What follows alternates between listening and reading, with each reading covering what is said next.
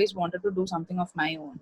It's been a roller coaster ride with the logistics guys, but we didn't expect so many people, showing an interest in it. But yeah. If you have an idea which you strongly believe in and have the spirit of entrepreneurship thriving inside you, then trust me, this is the show totally for you. From the family of Reach Skyline, I welcome you to the 7th episode of The Business Boss. And I've always believed there is a pinch of marketing in every human's blood, no matter whether they are into business. And I think because of this importance, marketing has been defined by various people in different ways. Some people say it is all about selling and selling, while some people say it is all about the value. And some people say it is difficult to market a product, while some people say it is difficult to market a service. Too many confusions.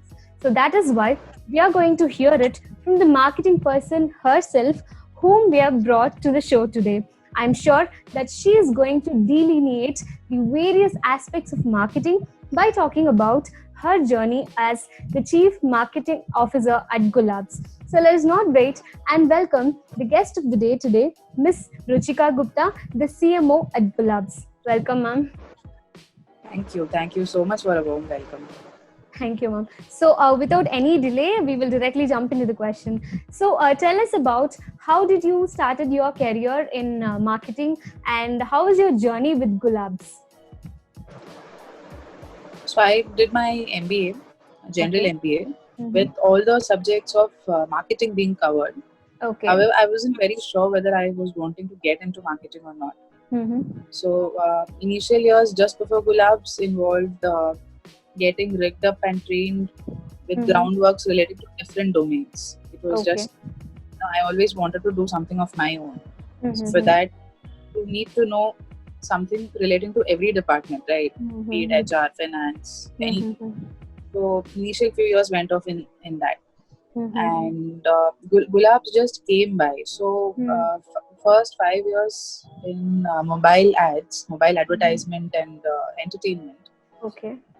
Um, Let me know a lot about various domains. I wasn't really enjoying marketing then. I was more into product and ops. Oh. Marketing, I thought, is not really my cup of tea. Is what I thought then. Oh. But my MD, his aunt, who's a 70-year-old auntie, her name is Mm-hmm. Gulab Bhandari. Okay. She used to make these wonderful delicacies. She Okay. is from Rajasthan, and Mm-hmm. they used to have all these items like khagras, Mm-hmm. masalas, sharbats, Mm-hmm. and all these items were made naturally. At Mm-hmm. home, obviously, nobody uses chemicals, right? Yes. So, without any essence and stuff, everything was made very naturally. It was really, really delicious. And Okay. we used to see her getting orders Mm-hmm. from friends, families. Through word of mouth, she used to get orders and she used to Okay. fulfill those requirements. But Mm-hmm. however, always the demand was more and the supply was less. How much can one person do by themselves, right? True. So that's when we all met up once. We thought, why not bring this under an organized setup? Why not Mm-hmm. give this a proper form factor and bring these products? Let it reach the world also. Why just to selected set of people? Okay. So that's when a group of us got together Mm-hmm. and we did our homework and market research around the competitors. What are their USPs? How will we stand apart? How should the packing be? Because the product we knew, the most important thing being the product, that itself was superb. There was no correction needed for that. But the look and feel and the way you make it reach the people, that was a challenge. So it Challenge. took us almost a year to finish doing all the groundwork around it. We Okay. set up a factory in Chennai itself. We started a Mm-hmm. factory, a small setup with a Mm-hmm. small team of say 6-7 people. Okay. Okay. That's when we started it about 5 years ago. And Mm-hmm. I was initially, I just had plans to just help them, get it rolling, and Okay. then I would leave. Mm-hmm. That was the plan. Okay. But today, I think 95% of my time goes in Gulabs, and things changed because it gave me a new dimension in itself. I never thought I could do marketing. Mm-hmm. Uh, it all started with, and it's not a fixed plan. Mm-hmm. See, you have this product, you have to make it reach the store, or what do you do with it? So that's when all your ideas and your creative juices start flowing. So it was very interesting when I cracked first few deals. No, wherever I would go, I'm like, this is cracked. Now we can get our products placed here. We can sell it there. So that gave me a lot of confidence. And food, I'm a foodie. So both put together, I then realized that marketing is only my strength. I think I should be fully into it. So that's how I got into it. That's very interesting. I also read about Gulabs in the website, and it was impressive. It is very interesting to many people, and in fact, inspiring, I would say. So, talking about which, so it's quite impressive to know how you started off, and especially about Gulabs. They always say that in business, it takes the right eyes to see the opportunity in front of us, and I guess that you guys have seen the spotted the right opportunity at the right time. So moving on now, so there are so many women out there who are like the Gulabma. They have their own ideas to make the goods at home and even the snacks at home, but somehow they fail at some point in taking their products to the outside world. So for them, what would you like to say? How they could actually take baby steps in taking their idea to the market? So, so for an idea to be successful, to go to the market, there are multiple things involved. Okay. Your product, your Mhm. promotion, your placement. Mhm. So product, I'm sure it will be great because every house has a cook and a speciality of their own which nobody else can ever be. Mhm. Because India is a diverse country with that kind of a tradition and talent. Mhm. A lot of talent goes unnoticed and True. unrecognized these days. So what they can do is if they know that they have a strong product Mhm. which is unbeatable, Mhm. they could probably start with word of mouth. They Mhm. could start showcasing it in exhibitions, Mhm. in gatherings. Mhm. So a lot of exhibitions don't have these requirements of FSSAI license. If it is food, I'm saying any industry be it, they might not need a GST registration. All those norms in licensing, which these ladies will not be having initially. So they can participate in various exhibitions. These days there are loads of exhibitions. At least pre-COVID times there have been. There are virtual exhibitions methods to showcase your products. So I think that you will have to do initially just to get um, response of more people. Mhm. Apart from your neighbors and your family, you need more people's validation also, right? So I think that will be the first right step. Mhm. Thereon, probably people of similar genres and like minds can get together. The moment you get recognized, be it in an exhibition or in a gathering, some or the other media will definitely pick it up, because these Mhm. days there is a lot of importance being given to uh, uh, small scale or cottage scale talent. And thereon, you might either have bigger companies approaching you to to see how you can work Scale up. together, or Mhm. or maybe a group of these small scale working talents can get together and create something out of their own. You have Mhm. loads of people these days, be it in Gujarat, Kerala, Tamil Nadu, just getting together, like Kudumbashri, for example, in Kerala, there is Mhm. Mhm. loads of housewives just getting together with their talent, creating whatever they have to and selling it. Either a Mhm. bigger company will absorb you, will will onboard you, or smaller companies or people who are yet to form a company will just get together and start something of their own. That's interesting. I'm sure the listeners who are listening, if they have such women or met such women in their lives, they'd be telling the points that you have been telling the listeners now. So, moving on, talking of Gulabs, it is basically your marketing a food which is a consumable and a perishable product. How do you think it is how do you think it is challenging to market a product like this when compared to marketing the other normal products? So perishable items, like you rightly said, it is quite challenging. We have although we are into packaged snack items, Mm-hmm. all of these have a shelf life. It ranges from as low as 6 months and as high as 2 years. Okay. So I do face difficulties with it, Mm-hmm. but I think once you know about the nuances, it's okay to turn your marketing skills Mm-hmm. accordingly. For example, um, we also have items which cannot be kept outside, which has to be Okay. refrigerated, like a Okay. thandai, which is 100% natural. So you can keep it outside maybe for 5 to 6 days, but beyond that it will get spoiled. There's no preservative in it. So what we do around it is different. Like for example, we offer it only to those retail stores which have a refrigerator. Like when we do the logistics, when we ship it out, we put dry ice and we send it so that it can withstand the heat and the non-refrigerated condition. So you just need to plan accordingly. Now when you supply your other products, even with 6 months shelf life, to the retail stores, you don't dump it, you don't give it an excess quantity. You minimize what you're sending it. It might involve multiple trips, but this is better than getting expiries and things like that. So you just need to plan your moves accordingly. Okay. So talking, as you were saying, there are so many delivery partners involved in taking your product to the customers. So there is no direct contact to the customers here. So how did you manage to create the brand image and made sure that you delivered that brand experience to your customers? So like what you're rightly saying, about 70 to 80% of our purchases happens through retail stores. So there is no direct coordination with the customers, but in order to get the direct feedback from customers and see how they are reacting, because your future steps depends on how the customers feel about your product. You can do course corrections accordingly. So what we did was we started participating in a lot of exhibitions. Exhibitions wherein people put up their products on display, right? So in Chennai and other cities, we have very aggressively participated over the last 2.5-3 years.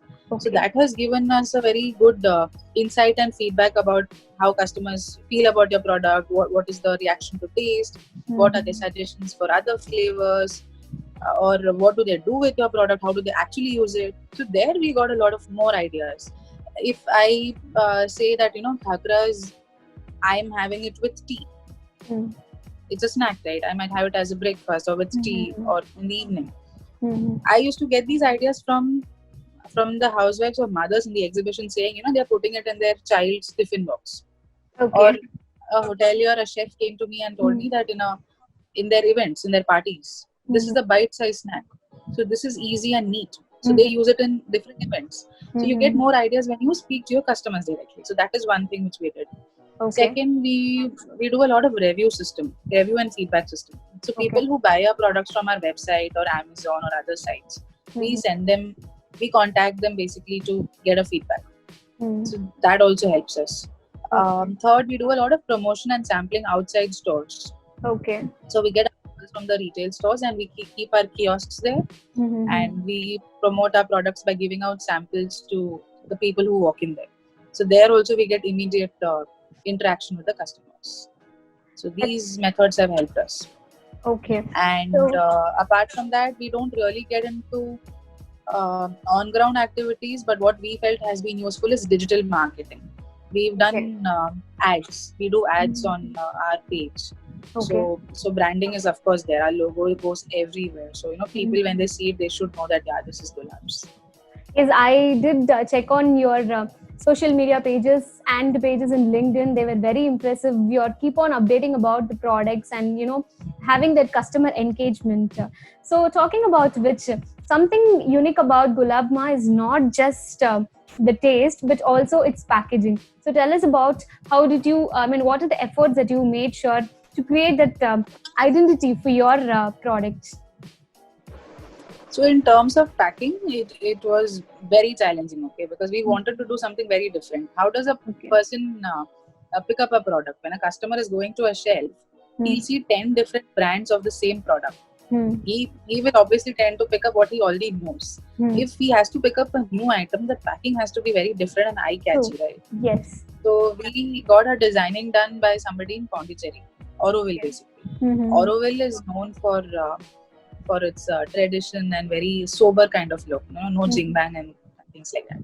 So so we also resorted to the same because it is in sync with what we stand for. We represent traditional recipes and authenticity and no unnecessary elements to it. So that is exactly what our products, if you have seen, it has a very a sober cardboard, and we don't use plastic at all. We're strictly against plastic. So All our syrups are in glass bottles. Okay. That cost us a bomb in terms of packing, in terms of logistics. There could Mm-hmm. be breakages at times, but we've never thought of going back to plastic. So, and the product's properties also remain fresh and good when it is contained in glass. Mm-hmm. That then, in terms of khakras or masalas, we do it in foil packing for Okay. it to remain fresh, vacuum packaged. Mm-hmm. We have stickers representing the different flavors, Mm-hmm.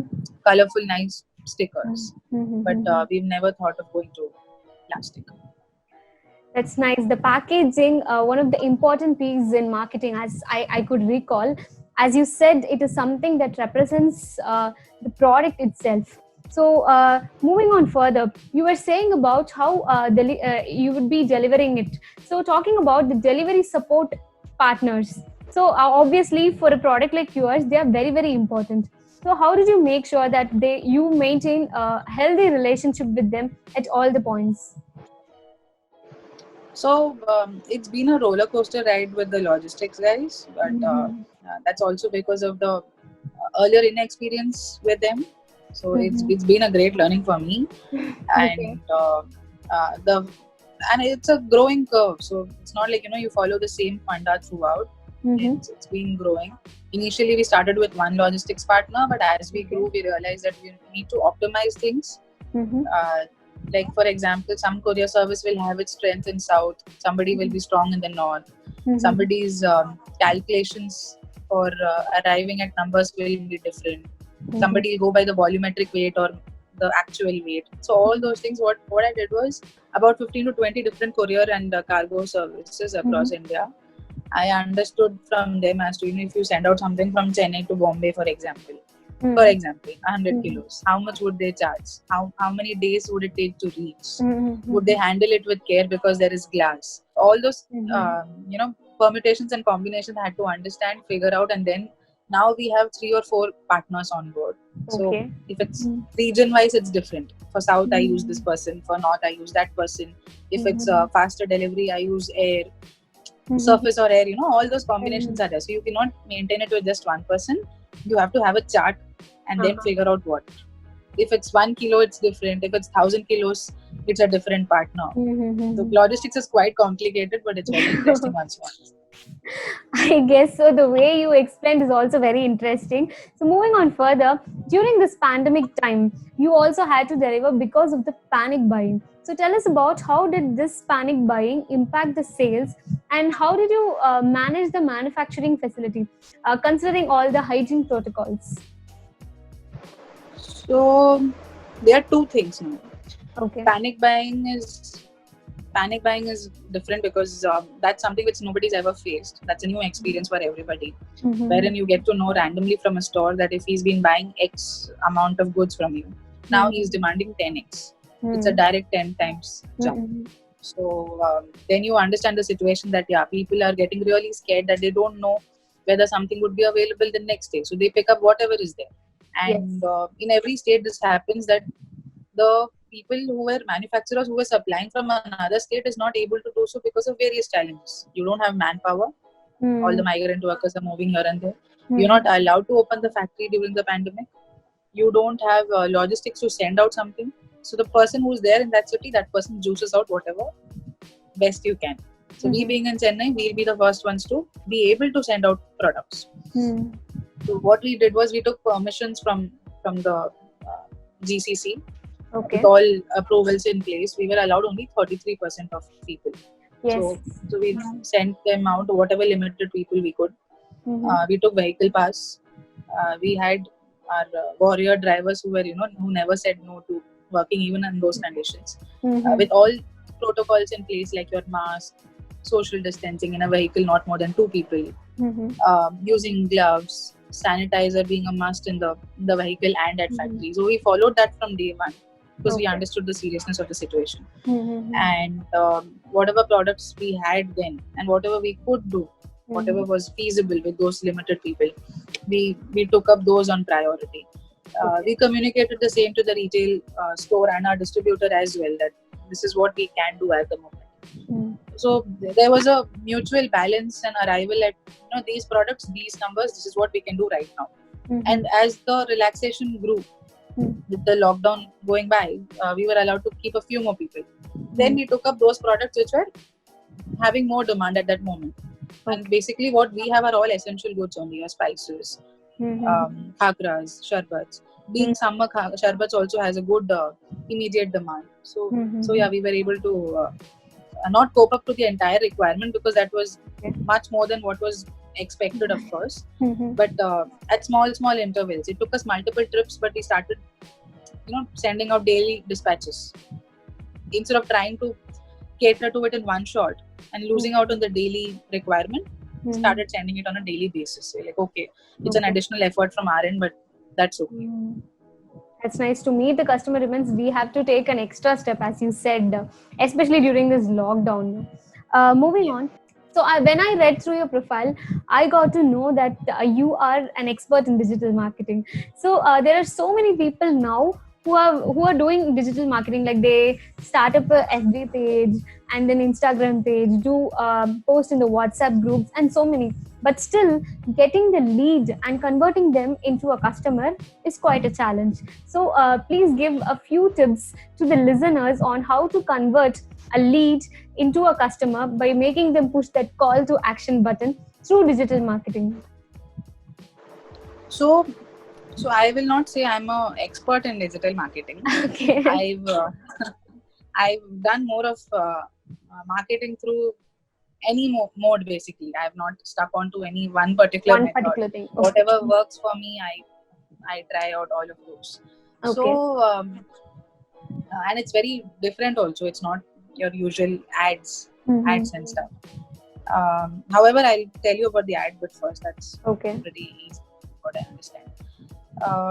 One is the image that you use, the banner that you make, which grabs your attention. It's just like your product's packing. What does the customer see when it's an ad?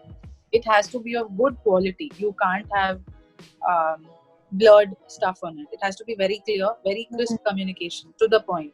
What are you talking about? Is it about a product or a service?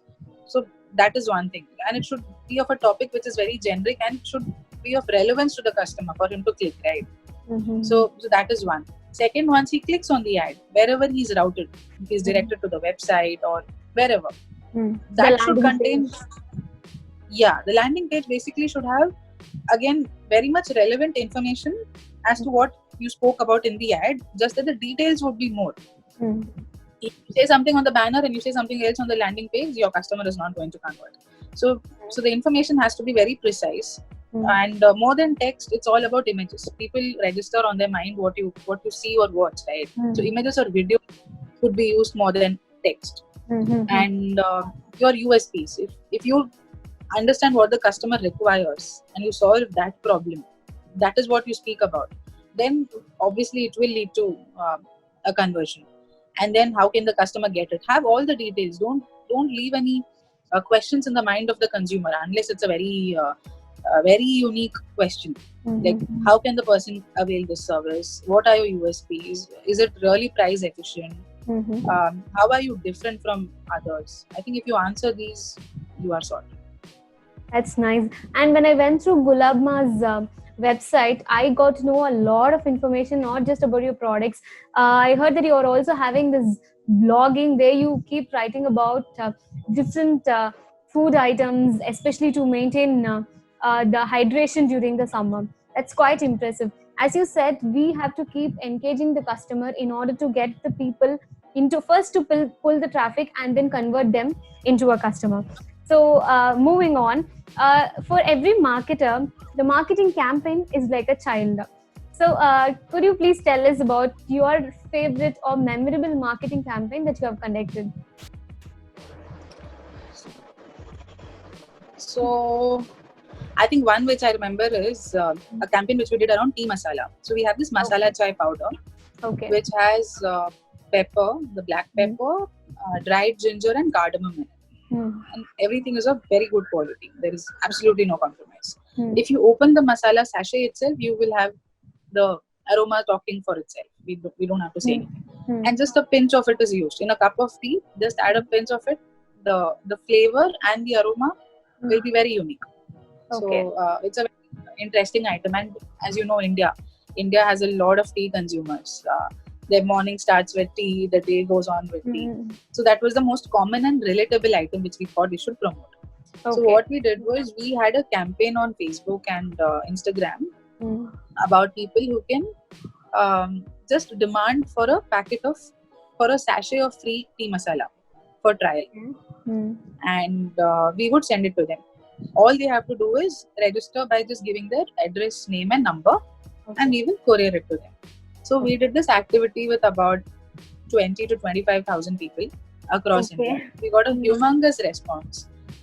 Something for free is something which people would either ways want, and the details that was conveyed was very much to the point, and two people can have tea masala basically. So this got us a good response. In a week's time, we got these numbers, and then we dispatched it. We had a lot of people pouring in their feedback. We had a nice covering letter which spoke as to why are we doing this activity, and if they could share their feedback, and if they wanted to repurchase it, they could come to our website and buy the entire box if they would like. So that was a very interesting campaign. We didn't expect so many people, showing an interest in it, but yeah, that was good. It's interesting, ma'am. I'm finally coming to the favorite question of my show. That is, what is your source of resilience? Because to be in the business, we definitely need a lot of resilience to keep up with the changes as well as the challenges. So, what is something that keeps you going and keeps you pushing forward? So, I think for anything, be it business, be it any aspect of life, it involves an emotional angle also to it. Now, in work, of course, there is a necessity for a person to wanting to be employed. It could be the money, it could be anything, right? Multiple sources. For me, it's been the freedom that's been given to me.